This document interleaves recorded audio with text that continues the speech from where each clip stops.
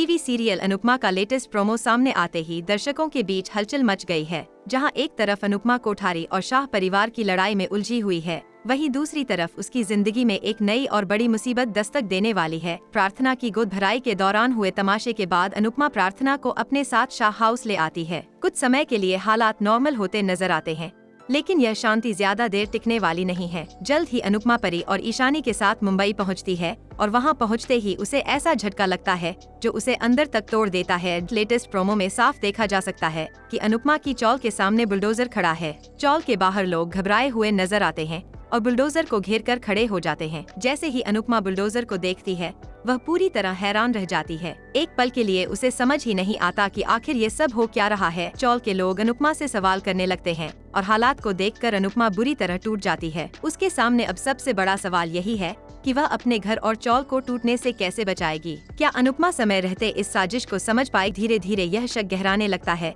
कि इस पूरे खेल के पीछे रजनी का हाथ है। सवाल यह भी उठता है कि क्या अनुपमा को यह पता चल पाएगा कि पराग कोठारी और गौतम भी इस साजिश में शामिल हैं। प्रोमो देखने के बाद दर्शकों का मानना है कि पहले अनुपमा कुछ वक्त इसी उलझन में रहेगी कि आखिर यह सब क्यों हो रहा है, लेकिन जैसे ही उसे रजनी के धोखे की सच्चाई पता चलेगी, अनुपमा का गुस्सा फूट पड़ेगा। एक बार फिर अनुपमा की जिंदगी में इमोशनल ड्रामा, संघर्ष और फाइट बैक देखने को मिलेगा। अब देखना दिलचस्प होगा कि क्या बुलडोजर के सामने खड़ी अनुपमा अपने घर को बचा पाएगी या नहीं।